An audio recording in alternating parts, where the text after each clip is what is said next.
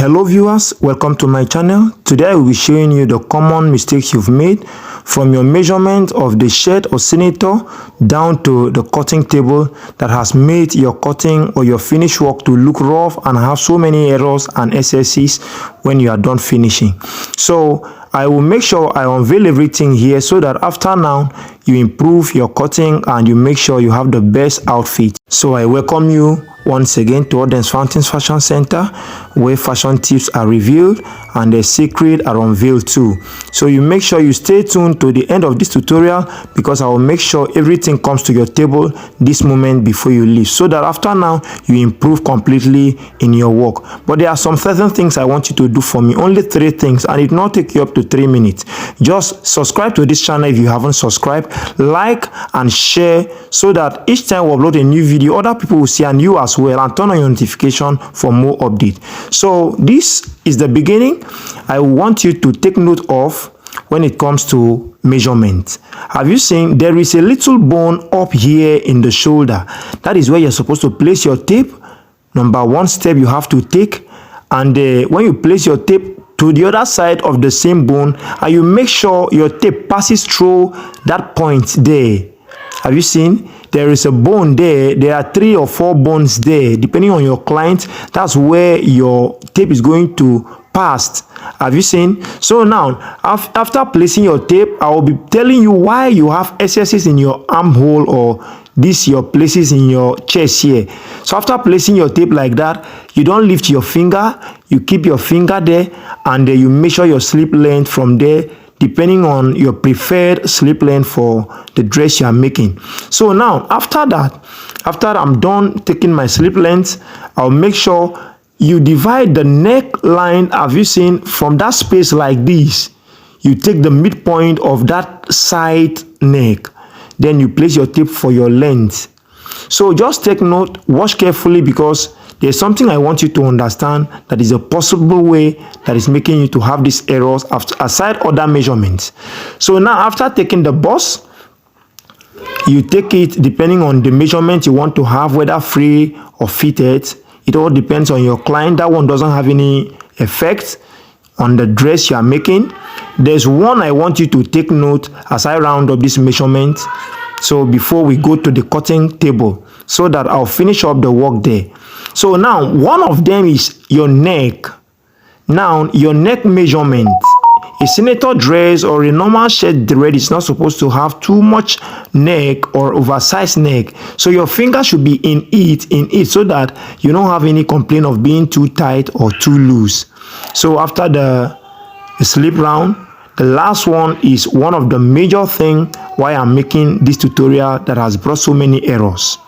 So just stay tuned, watch, and now look at what I will be doing now. What is the next step, if you may ask? The shoulder slant. Look at what I'm doing. I'm taking my time to check my client and make sure his head is up. So look at what I'll be doing. You place your tape rule like this, so that I used to tell fashion designers to train their eyes. Have you seen that distance I'm pointing at? That distance there, as a fashion designer, you are supposed to know how many inches or how many centimeters are there. That will determine the fitness of your pan when it comes to shoulder. So in the table here, I will show you how to do it. So this is the measurement we are going to be using, and in this measurement we have 3 inches as the shoulder slant.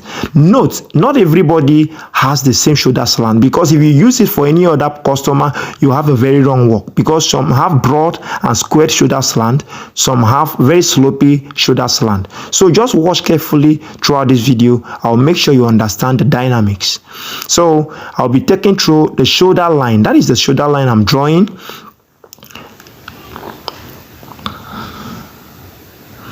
So now, after the shoulder line, I'll be taking the full length of this dress. Just watch carefully how I will be doing it. And make sure after here, just go to your cutting table, or if you're already in your cutting table, make sure you practicalize this thing and give me the feedback down below the comment section. So I've marked the full length. I will not rule it first. So I'll come to the shoulder slant. That is the most important thing you have to note, so that I have 3 inches as my shoulder slant, I'll be marking it out like that. Very, very important. Other people may have 2 inches as their shoulder slant. If you mistakenly use the 3 inches to sew for 2 inches, you have a wrong work.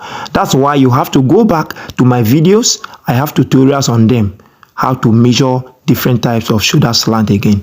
So I will be imputing my measurements. The shoulder there is 19 we are using, plus half inches sewing allowance. For the shoulder, I'm having only half inches as sewing allowance, and I will make sure I draw that line, join those points together. So just watch this video carefully, because you are going to go home with something that is meaningful and that will improve your life. So down there, I'll be going down because of the shoulder slant that is that much. If you use the same armhole in every dress, you get it wrong, because if the shoulder slant is 3, and you are using 7, is different from the shoulder slant that is 2 inches and you are using the same measurement. So in this shoulder slant, I had to use 9 1/4, and I took my neck that is 16.5, 2 1/4 over 2 1/4, the width and the breadth. Have you seen? I'll mark it like that. So I'll connect those 2 points like this. So the excesses in that 3 inch I removed, that is supposed to come and fall back to the chest there, has been removed. Then before I will mark my other measurements depending on the allowances you want them to have. For this one, I am having 46. So plus sewing allowance of 1 inches. So in this place here, I'm coming in by 3/4 of an inch so that there will be no excess. I'm going to remove that excess from there like this. Have you seen how I'm marked? Have you seen? So that is that. Then from there, I'll be taking my first time measurement, that opening at the side. So depending on the dress, if it is having a side pocket, you take it like 26 inches. But for this one, it's 24 inches I'm taking. So now, what you have to remember is the hips measurement is widely used from the chest measurement or the bust measurement because of the shape of a male dress. So now what I want you to note is the shoulder slant I had have nothing to do with my neck width. The width I have from the neck and the depth of the neck depend on how much I want to increase the back.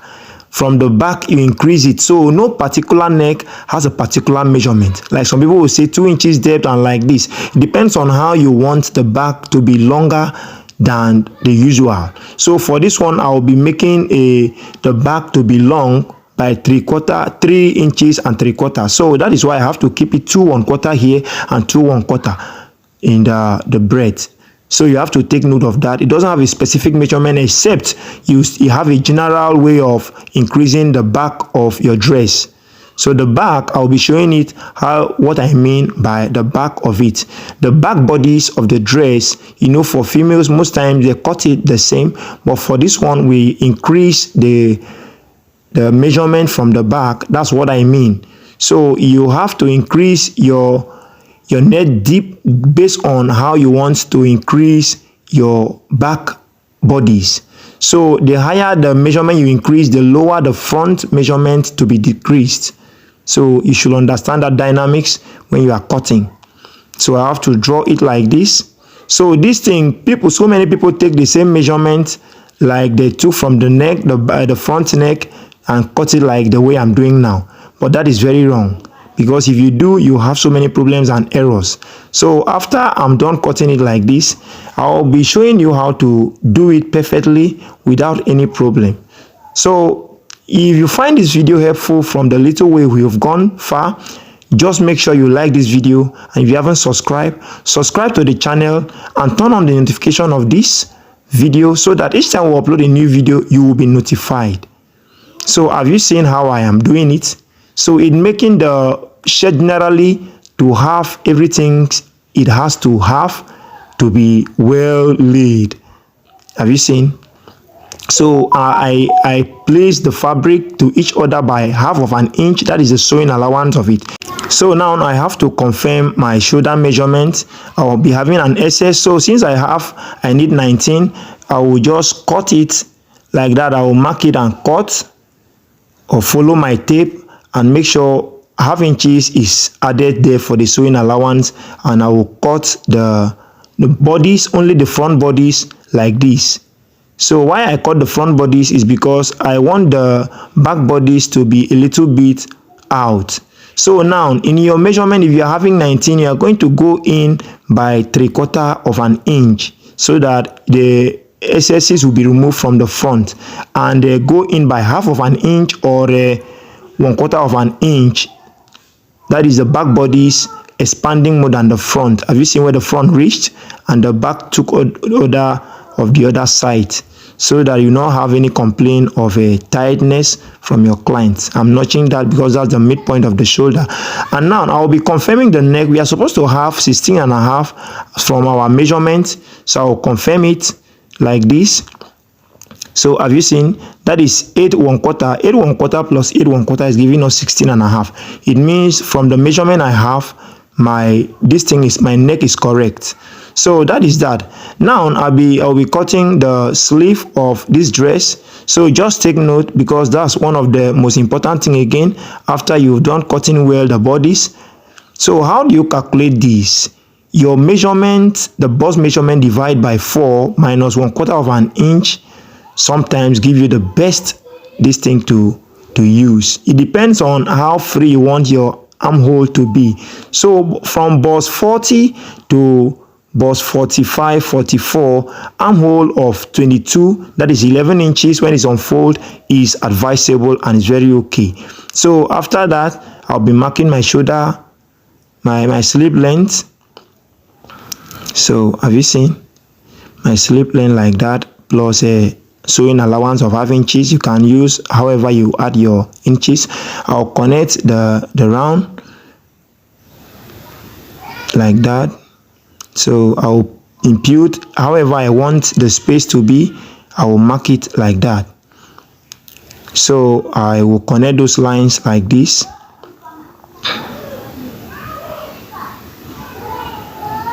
So now I went in by 14 inches, that is the sleeve round, plus that 1 inches I'm adding there for the sleeve, that is the sewing allowance. And now the shoulder slant I have this, the armhole slant I have for the sleeve is 5 inches. I want it to be free from any excess. Look at how I'm connecting it like this. Have you seen? So all these places here are excesses I have removed. So I'll be cutting it out like this. And while cutting it, make sure you watch, because I will be retrimming it to the best I want, because only this cannot give you the best you want if you are not careful enough. So for this tutorial, I will be making sure I trim it to the shape that will give you what you really want.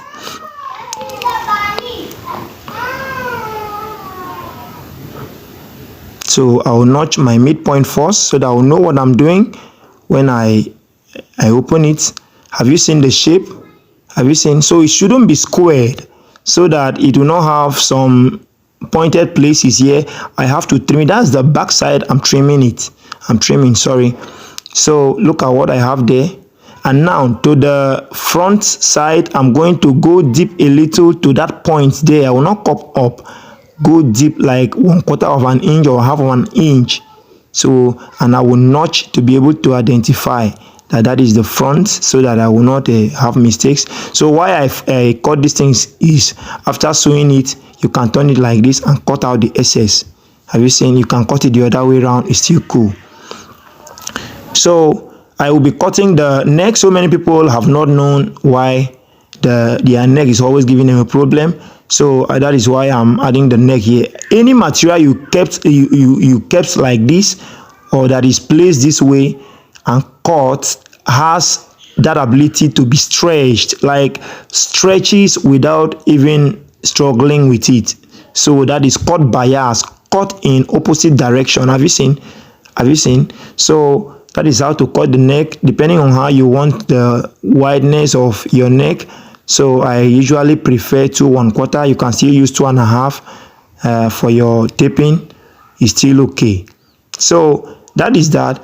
And please, we have so many tutorials there that will be of help to you. Just check our playlist, how to draft a suit, cut a suit, sew all the hard or technical places that a suit has we have all the videos there. Just check our playlist, and then make sure if you haven't subscribed, you subscribe to the channel, so that each time we upload a new video, you'll be one of the first person to be notified when your notification button is on.